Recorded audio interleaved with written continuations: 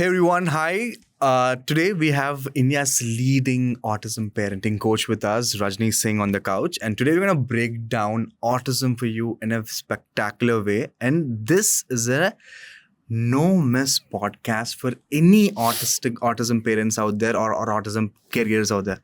Welcome, Rajni. Welcome on the podcast. Thank you so much. And it's an honor to be here.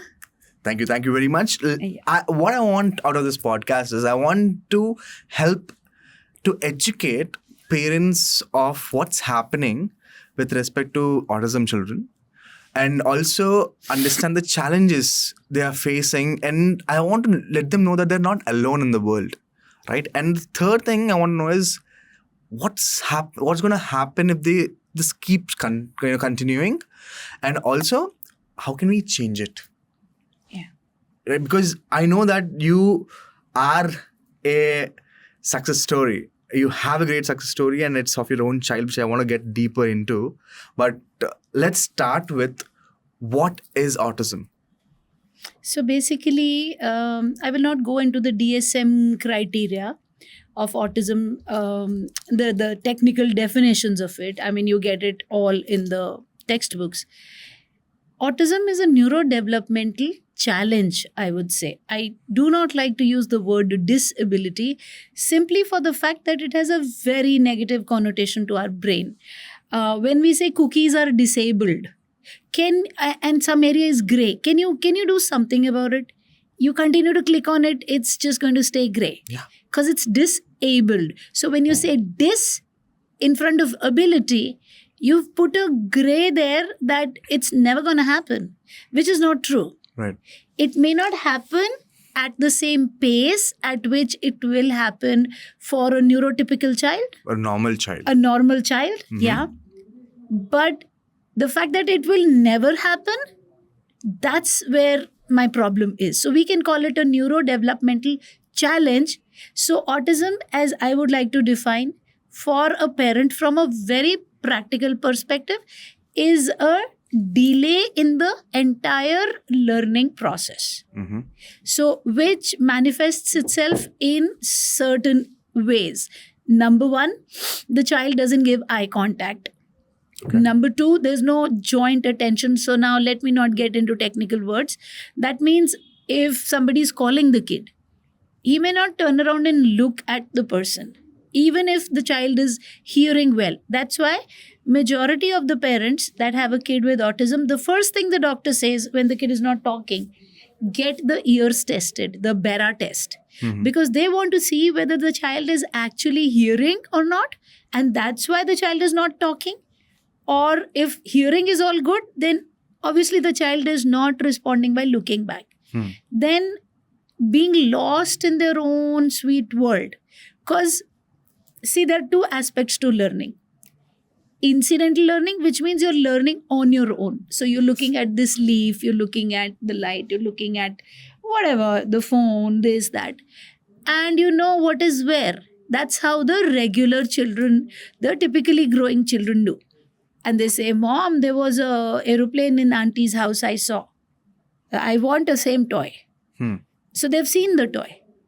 So their incidental learning or learning from the environment is very high. And that leads to the pre-learning skills getting established on their own. Right. And further when we teach, so the learning happens easily. Mm-hmm. There are no gaps.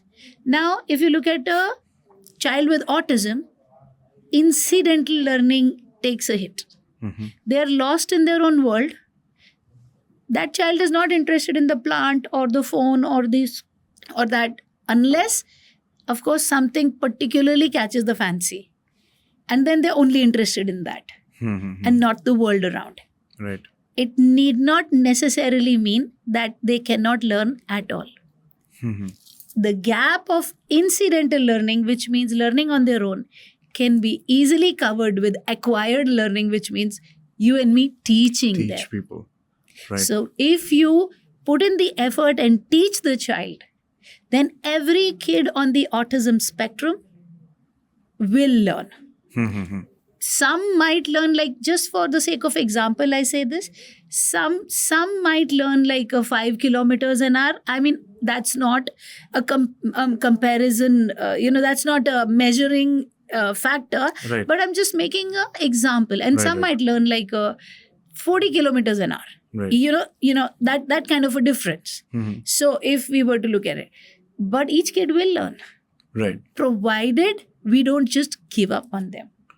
Right. So Right. it's a neurodevelopmental challenge where most of the features show as not being interested in other children, not responding to their name, being lost in their own world, not developing speech initially, and then those who develop speech not developing enough language skills, which means what to put behind what to form like a proper sentence and convey what they want to convey.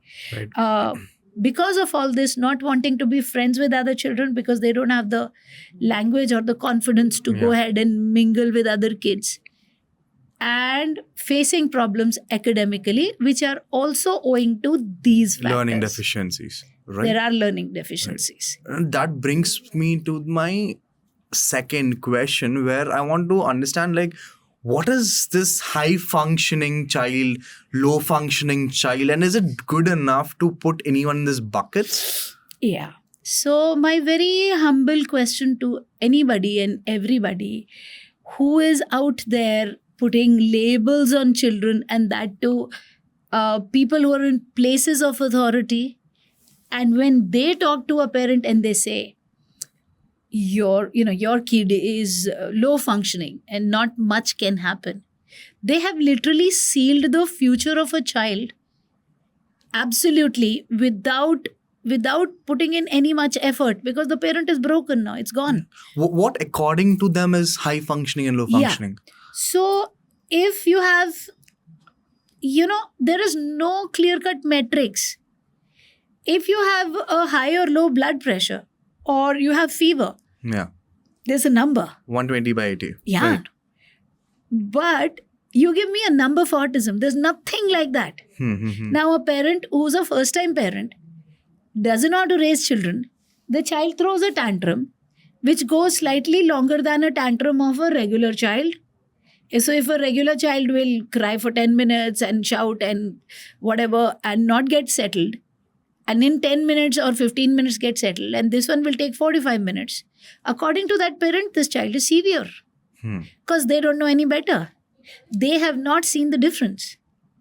Here is my point. Since we don't have any well-defined metric to say this is severe and this is moderate and this is high functioning and this is borderline, let us just simply forget about it and think that in the next 1 year, I'm going to focus on what is it that my child does not know and try to build it as a skill into the child. Whether the kid is high functioning or low functioning or whatever, we'll think about it later. Let's only focus on symptoms as of now. Right. Another very important thing I want to add here is, what is the child's current capability is not an indicative factor of what it's going to be like in What the it can future. become. Yeah. Right. Absolutely. So I very clearly remember one of the experts in the field telling me, my son will not do anything more than making diyas and envelopes when he was 3 years old. Your son. My son. Wow. That's a bleak way to see the future, right? Absolutely. And that will crush the parents. Yes. Unless, of course, you are a bull with horns like Rajni. Yeah. Which you are, yeah. Right? and you choose to you choose to refuse or reject that statement, which is what I did. And the answer I gave to the person was when Mr. Dhirubhai Ambani was on the cycle selling clothes. That was his reality then. But when he died with a 36,000 crore net worth, that was his reality then. Both of them were real. There's a gap of time in between in which the skills were built. Now, I'm not saying my son on the spectrum is Dhirubhai Ambani kinds or whatever. I'm not going into a comparison. What I'm trying to say is, look at the kid like, this is what I have at hand right now. These are the deficits, the core deficits I have to work upon. And let me start working one at a time. How do you eat an elephant? One bite at a time. Until you reach a particular level, like, you say 1 year down the line, okay, he couldn't read, he couldn't write, he couldn't converse. Now he can do all three. Now let me take the complexity of conversation further. Let me take the complexity of comprehension further. Right. And see how well he's doing, how is he interacting with other children. So if we go one step at a time, we don't have to rely on all of these external factors like, oh my God, this one won't do, he's low functioning. Because at the end of the day, the consequences of doing this are dire. When you're saying high functioning, low functioning, a particular set of parents are ready to take the flag in their hand because they see hope, because you as a therapist, as an expert, have given them the hope. They will put in their everything, and obviously, needless to say, the child will reach a good place. Yeah. Whatever, the child will be better than what he is right now because there's work going in. Right. On the other hand, when you've told a parent, this child is low functioning, they give up. It's the end of it for that kid, because the only people supporting that kid in that fight were the parents. Now they're finished. Is it the sad truth that the other section is bigger? One who give up? Yeah. Also the fact that we as human beings don't believe in our own selves, in our ability. So as a mother, I have to know that I am my child's best therapist. When I say this, I don't condemn other therapists. What I'm trying to say is, let's do a little bit of math here. 24 hours in a day, 8 hours go sleeping, 16 hours waking hours. 16 waking hours multiplied by 7 is 112. Out of 112 hours, if you're taking 3 hours of therapeutic intervention, 3 sessions, thrice a week, and these days it's 45 minutes. So forget that. I say 1 hour. So 3 hours, that's 109 raw hours of no work with the kid. Because the parent does not have the belief in their own heart that I can't do it. I need an expert. This is too big. Unfortunately, that expert has very little time and very little knowledge of the child. Day to days, yeah. Because 109 hours in the week he's staying with you, and you would know better what would interest him or what would freak him out. The therapist is going to have to trial and error. If only a parent would take it in their hands and use therapist as an external support, as a partner, where therapist is doing something and you are doing something, and that's in coordination. And you are both like working, 2 agencies working on the kid for the kid's benefit, keeping the kid as the central point. The kind of growth a kid will get in an environment like this, vis-a-vis when you're in the victim mode and you're helplessly looking towards the therapist, that maybe this one can do something, or believing in a diet, that this diet will change it for them, or that stem cell therapy will change it for them, or that HBOT will change it for them. The only thing that is going to change it for the kid is the active involvement of the parent. Get out of the stands and get into the game now. Right. That's what a parent needs to do. Now, what are the behavioral challenges these parents face or these kids face, like on a day-to-day basis? So with autism, what happens is the child doesn't have so much of impulse control. And there is a social deficit because of something known as theory of mind deficit. I'll not go deep into it. But there is a social deficit where the child is not able to understand that when I'm throwing myself on the floor, or I'm removing my clothes, or I'm in public trying to bite my mother or pull her hair or do something, irrespective of the child's age, I'm not looking like that cool kid, which his or her younger sibling would know and will never do, even if they are very angry. Right. But they will not create such a showdown because everybody is watching. Right. Now, that element being missing, our children on the autism spectrum can go any length to have what they want. Right. And what parents do is they try to cover it up by saying, oh, it is sensorial in nature. There's some bit of sensory something happening inside, because of which this child absolutely cannot control himself and will run here and there.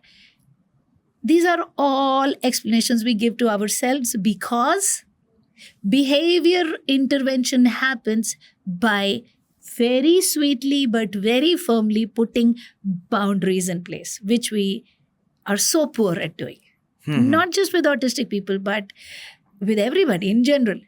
You know, we are the people-pleasing lot, and we will not put boundaries around people. Yeah. We will not stand up nicely in our power without shouting or yelling and say, this I will not accept. And that's the same thing we don't do with the kid. Because when we do this, we are bound to get resistance from the other side, whether it is a child or it is an adult or somebody. So suppose you're telling an adult, well, this is not acceptable to me and please don't do it. And the other person gets flared up and says, oh yeah, really? Now you see how I'm going to show it to you. And you're scared of that kind of a reaction. Same way with the kid. When you try to put a boundary, it's called extinction. The child gets into an extinction burst. So you say, no, you will not get this candy right now. You have to work. The child will yell, shout, fight, put himself on the floor, bite. And the parent says, no, there's something sensory. I'm going to leave it. I'm going to rush to an occupational therapist who will give sensory diet, a sensory therapist. I'm going to rush to a behavioral therapist and give all my money to all my income and my savings and my whatever to these people who will do some complicated operation on this kid and get the behavior sorted, or probably clean the gut or give those biomedical, there is so much in the market. The only thing they won't do is put the boundaries, because that's hard. Right. And then I've had people come to me and say, what if something will happen to this kid because he's so much crying when I say, no, you can't?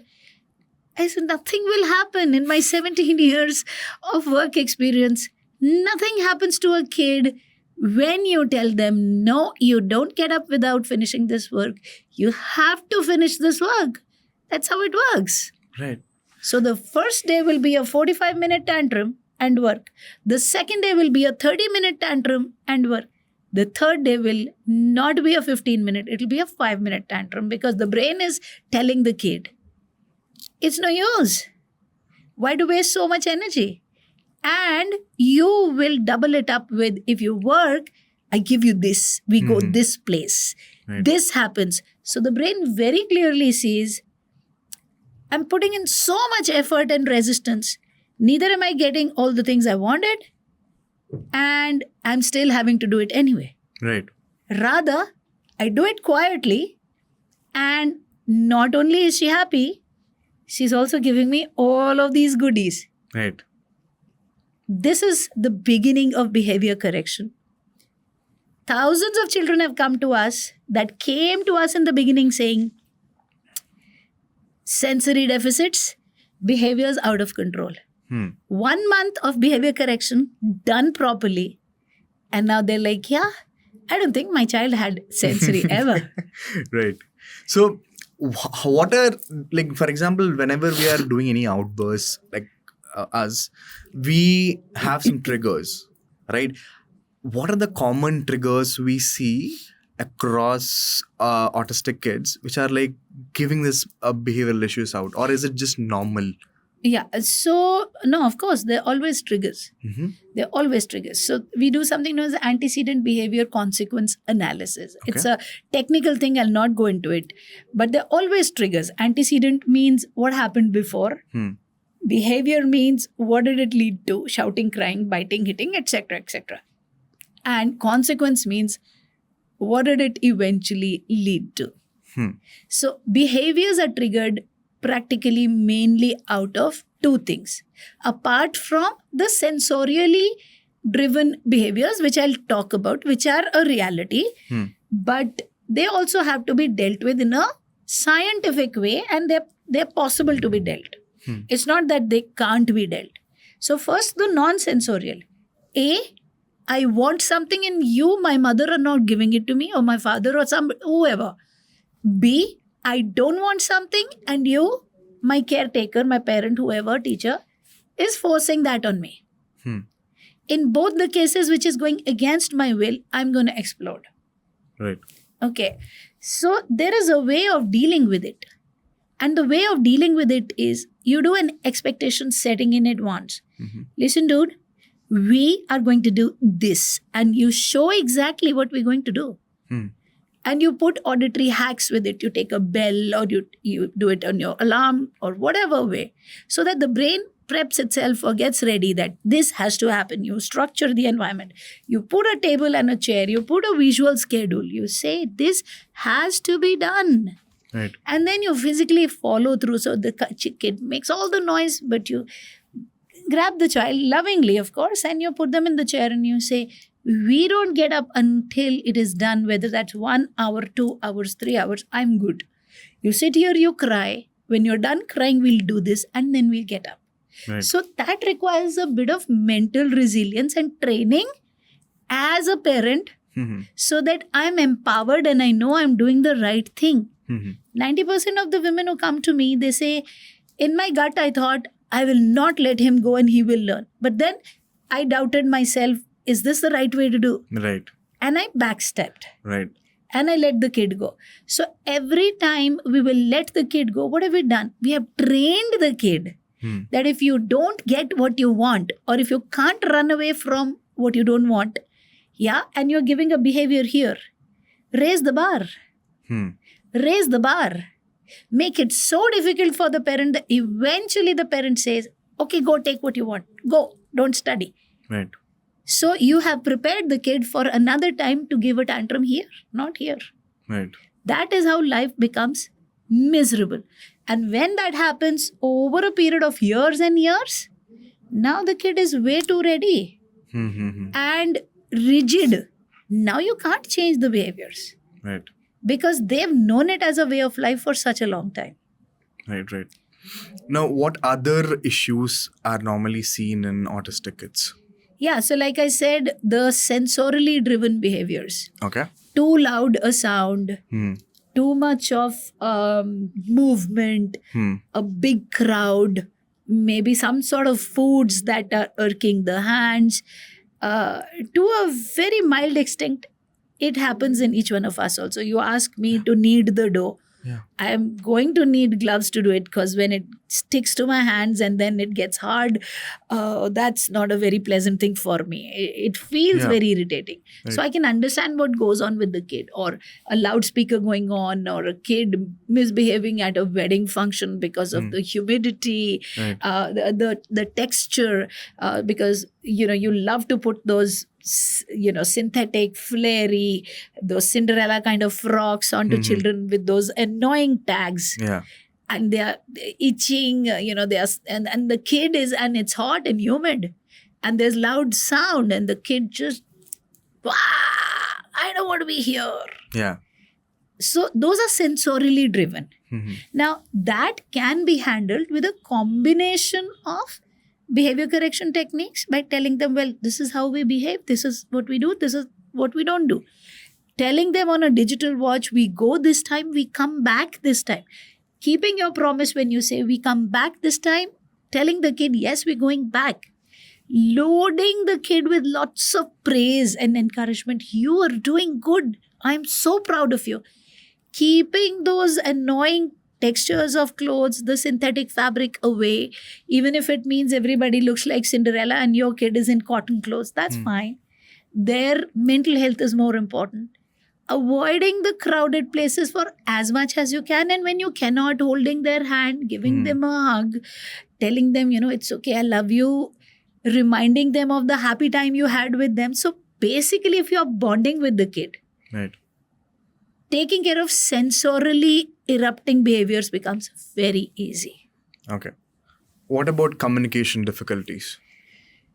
Okay, communication difficulties, basically the way I would look at it is, if you cannot learn, for example, for somebody, I'm saying any student, you cannot learn 14 chapters in one stretch. No. Let's try and break it into one chapter, let's say for 2 weeks, and then the next one, and then the next one. So going by that example, if you're going to teach communication by breaking it down, which is called task analyzing, again, technical, I'll not go into it. But if you task analyze and you do the language pyramid, which is what I developed way back in 2014, it becomes so much easier for the kid. So what are you doing? All the WH questions, you are not taking them together. You're not saying, okay, how did you come? You came in an auto. Where were you sitting? I was sitting on the black seat inside the auto. Who was with you? So so for their brain to figure out what does who mean, what does where mean is difficult. So you break it down into components. So first you teach a what. Okay, what is this? What is the color? What is the use? What is the category? And you do it using what parents call as the worst thing in kids, that's echolalia. Actually, it's the best friend. Echolalia means whatever you say, I will repeat. Okay. That's what autistic children do. And parents say, oh my God, he has no understanding. He's just repeating. I know he has no understanding. Whose job is it to develop the understanding? Ours. Parents. Right. That's where the element of empowerment comes in. Right. What I'm requesting parents, whoever is listening to this through this platform, is that accept your kid, whatever the level, whatever the situation, and just say, what is it he cannot do or she cannot do? And then work on teaching that. That's it. Right. And you will see he will or she will be able to do that. And then go to the next one. And continue until you've reached some place. So you do a what? And you say, okay, repeat behind me, bacha. This is apple. Apple is red. I eat apple. Apple is a fruit. So 4 things about what. When you do it with 200 different things, the child's brain starts making similar such like, now suppose you show papaya. The chances are the child will look at papaya and say, this is papaya. Papaya is orange. Papaya is sweet. Papaya is a fruit. Right. I eat papaya. When you've not taught. Because the brain gets into a putting the facts together and giving it out. That's the beginning of speech and communication. But first you do what, then you do who, then you do where, separately. And until you reach a how, now the child is telling you exactly what happened in school. For example, how did you get hurt? So that's a how question. Now look at the answers. I was playing in the playground. Who? I. Where? Playground. Ali came along running. Who? Ali. What? Running. Ali bumped into me. What? Bump. We both fell down. What happened? Fell down. Right. Before the recess, we got a scratch. When? Before. So when they know all the consequent Right. elements and they put it together, you have a kid who's able to tell you exactly the way it is. But here's the thing. So many parents ask me this question. It's not even funny. They say, by when will speech and language come to my child? Okay. No such luck, honey. If you wish to wait, you will wait till the cows come home. Because this is autism.